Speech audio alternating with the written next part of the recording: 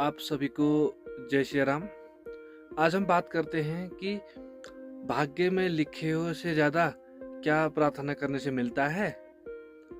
जैसे कि आप सब लोग जानते हो कि हमारे भाग्य में पहले से ही लिखा होता है। जब हम पैदा होते हैं ना, तभी हमारे भाग्य में लिख दिया होता है कि कितना क्या मिलेगा, कितना अच्छा मिलेगा, कितना बुरा मिलेगा, कितना ज़्यादा मिलेगा, कितना कम मिलेगा। ठीक है, उसी बारे में बात करते हैं।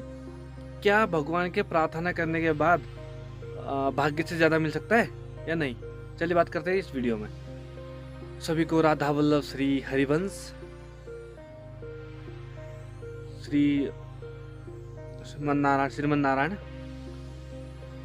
हाँ, भाग्य में तो हम जब पैदा होते हैं तब लिख दिया जाता है। जैसे कि आज कोई भी बच्चा, कोई भी बच्ची पैदा होता है तो उसके भाग्य में लिखता है ये मिलेगा ही मिलेगा। जैसे कि एक आम इंसान लेबरी करता है ना, लेबरी करता है कि उसको दिहाड़ी 500 मिलनी है तो मिलनी है। उसको लिखा नहीं है, वो लिख दिया है क्योंकि भाई 500 की दिहाड़ी मिलेगा तो मिलेगा ही। उसी तरह हमारे भाग्य में हम जितना भी नॉर्मल कर्म करते हैं ना, वो कर्मों के साथ मिलेगा ही मिलेगा। ठीक है, काम के साथ हमको दिहाड़ी के साथ दिहाड़ी मिलेगा ही मिलेगा। लेकिन क्या उससे ज़्यादा मिल सकता है? कर्मों से ज़्यादा भगवान के प्रार्थना करने में मिल सकता है? तो पूजा पाठ भी है, लेकिन प्रार्थना की अलग होगी। जैसे नाम जप करने में, अच्छे रास्ते में चलने में से, और अच्छे काम करने से, और सेवा करने से, लोगों के साथ प्यार व्यवहार करने से, और धर्म के रास्ते से चलने से क्या हमको मिल सकता है उससे ज़्यादा? हाँ जी, बिल्कुल मिल सकता है।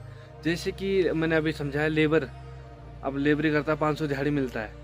वो जो अपने ठेकेदार और उसके मालिक से बोलता है कि साहब, मेरे घर में मेरी पत्नी बीमार है या मेरे माता पिता बीमार है, मुझे 5,000 की ज़रूरत है, प्लीज़ दे दीजिए। मतलब प्रार्थना करता है, मतलब हाथ जोड़ के बोलता है कि वो क्या करता है, उसका मालिक उसको दे देता है, उसका दया भाव समझ के, उसका दुख देख के उसको दे देता है।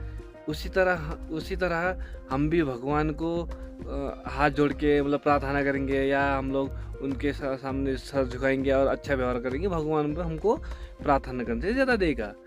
जैसे कि मैंने बताया कि आपको लेबर उसका कर्म तो 500 ही लिखा है, उसने काम करा है, 500 के लायक काम करा है। लेकिन जो उसको 5,000 मिले ना, उसके सेवा भाव से नहीं मिले, उसके प्रार्थना करने से मिले। 5,000 एक्स्ट्रा मिलेगा, उसने प्रार्थना करा, उसने अपने मालिक के ऊपर, उसको 5,000 मिल चुके हैं। ठीक है, उसके नसीब में तो 500 ही लिखे थे, लेकिन उसने जो प्रार्थना करा उसी हिसाब से उसको 5,000 मिले। इसी तरह आप भी भगवान को प्रार्थना कर सकते हो, अच्छे रास्ते चल सकते हो, और मांस मदिरा का सेवन मत कीजिए, क्योंकि भगवान को मांस मदिरा खाने लोग बिल्कुल पसंद नहीं है।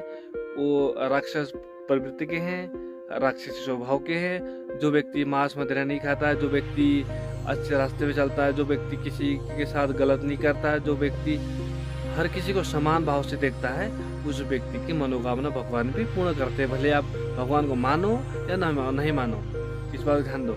आज बहुत सारे लोग भगवान को गाली करते हैं, लेकिन वो बहुत खुशहाल है। ये नहीं कि भगवान उनको क्या सांस देने बंद कर दिया, ऐसा नहीं। उनके पूर्व जन्मों का कर्मों का फल मिल रहा है, इसलिए इस जन्म में उनको भुगतना, अब अगले जन्म में हो सकता है उनको इंसानी योनि भी ना मिले।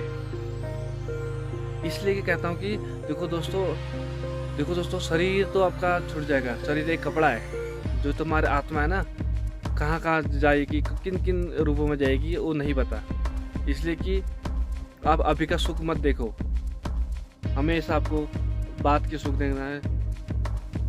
हमारे गुरु श्रेष्ठ प्रेमानंद महाराज जी वही बोलते कि अभी का बाहरी सुख मत देखो। आपका शरीर एक कपड़ा है, एक कपड़ा फट गया तो दूसरा कपड़ा ले लेंगे। उसी तरह जो हमारा शरीर है, आत्मा का कपड़ा है। ठीक है, आज हम इस शरीर में तो कल दूसरे शरीर में, कल आज पुरुष शरीर में हो सकता है, कल स्त्री शरीर में। आज हम हिंदू हो सकता है कल मॉडर्न में हो जाए, हो सकता है परसों ईसाई हो जाए, ईसाई शरीर में धारण कर ले। लेकिन ऐसा नहीं है। लेकिन भगवान एक ही है, अलग अलग रूपों में पूजा जाता है। राम कहो कृष्ण कहो, एक ही है। ठीक है, हाँ आप लेकिन कुछ हो सकता है नीति गलत हो सकती है, कुछ चीज़ें गलत हो सकती है, किसी भी धर्मों में, किसी भी चीज़ में, किसी भी आस्था में कुछ कुरीति हो सकती है। उसको दूर करना आप कर, हमारा काम है। लेकिन भगवान ये नहीं बोलते हैं कि किसी का अपमान करो, किसी का जान लो, किसी की हत्या करो, किसी की बलि दो।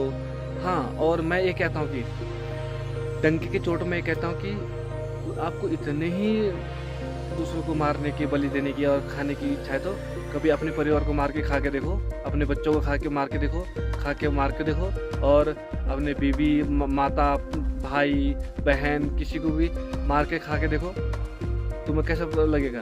तुम्हें बांध के फ्रिज में डाल देते, उनका कोई तुम्हारे परिवार सदस्य मार के देखो तुम्हारे सामने, तुम्हें कैसे लगता है? वैसा ही सबको लगता है। इस संसार में सबको जीने का अधिकार है अपने अपने तरीके से, लेकिन आप उनको हत्या करके पाप का भागीदार ना बने, अच्छे रास्ते में चले, अच्छे कर्मों करें, आपके साथ अच्छा होगा।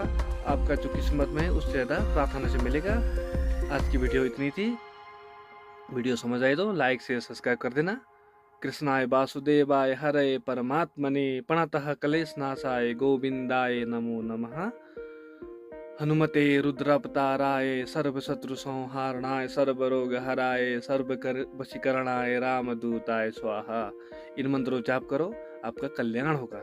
जय श्री कृष्ण। हर हर महादेव। सांब सदाशिव राधा वल्लभ श्री हरिवंश। भगवान जितना हमारे प्रारब्ध में लिखा है हम गलत नहीं करेंगे, वो हमारे घर अपने आप सुख संपत्ति आ जाएगी। और अगर नहीं लिखा है तो गलत करके चाहे जितने करोड़ों कमा लो, तुम्हारे वहां जाते ही वो आतंक पैदा हो जाएगा, सब नष्ट हो जाएगा, सब दुख पैदा करने वाली बातें बन जाएंगी। ऐसे भयानक रोग हो जाएंगे जो जिंदगी भी खराब कर देंगे और पैसा भी खराब कर देंगे।